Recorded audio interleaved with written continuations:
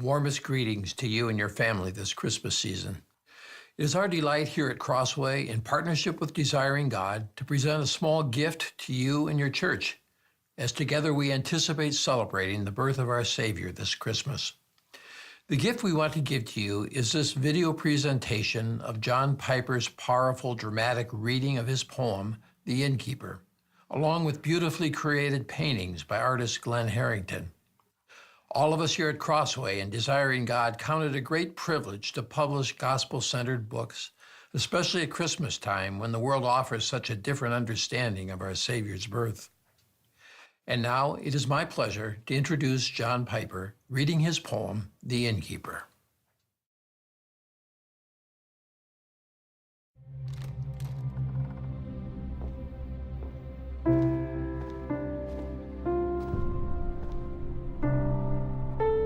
So quickly do we pass over the Christmas words.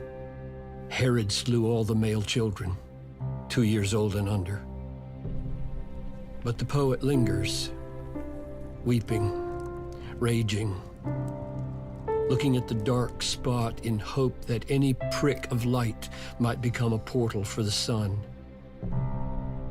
And what he sees, he strains with words to show, pressing us against the perforation of the wall of pain. The innkeeper seeks to reveal the light that shines behind this brutal moment in history and our own path of suffering. Come and see. Jake's wife would have been 58 the day that Jesus passed the gate of Bethlehem and slowly walked towards Jacob's inn.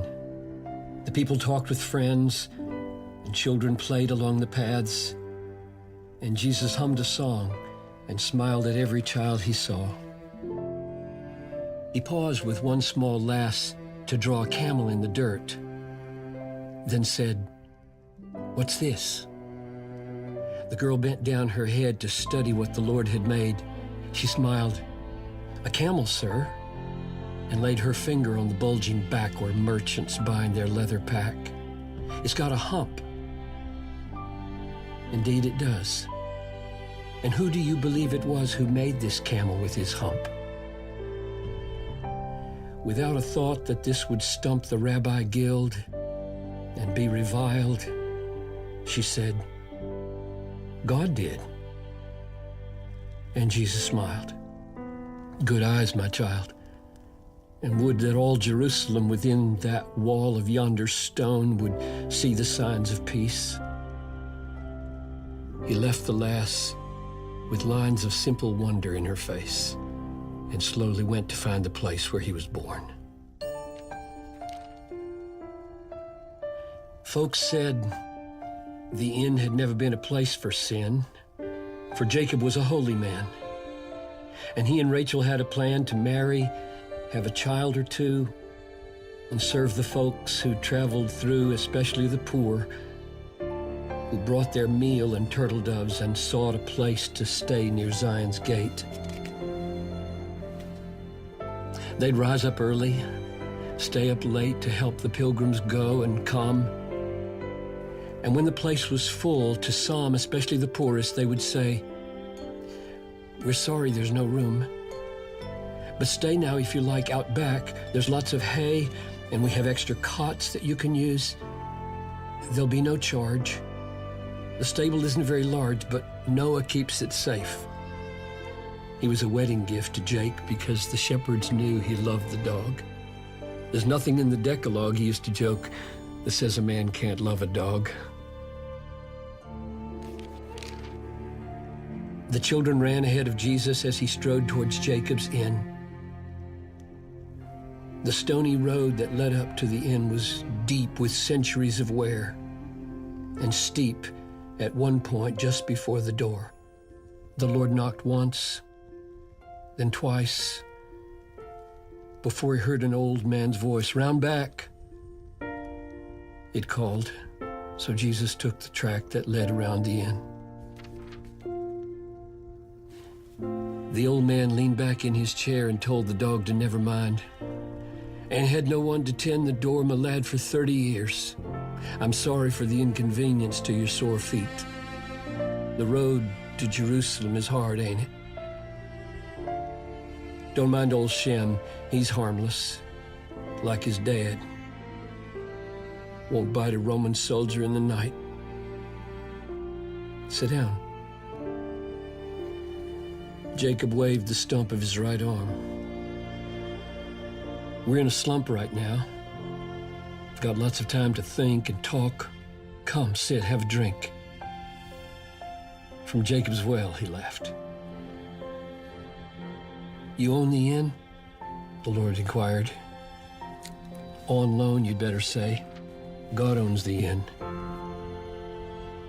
At that, the Lord knew they were kin and ventured on. Do you recall the tax when Caesar said to all the world that each must be enrolled? Old Jacob winced. Are north winds cold? Are deserts dry? Do fishes swim and ravens fly? I do. A grim and awful year it was for me when God ordained that strange decree. How could I such a time forget? Why do you ask? I have a debt to pay, and I must see how much. Why do you say that it was such a grim and awful year? He raised the stump of his right arm. So dazed, young man, I didn't know I'd lost my arm. Do you know what it cost for me to house the Son of God? The old man took his cedar rod and swept it round the place, empty, for 30 years alone, you see? Old Jacob, poor old Jacob, runs it with one arm, a dog, no sons. But I had sons once. Joseph was my firstborn. He was small because his mother was so sick.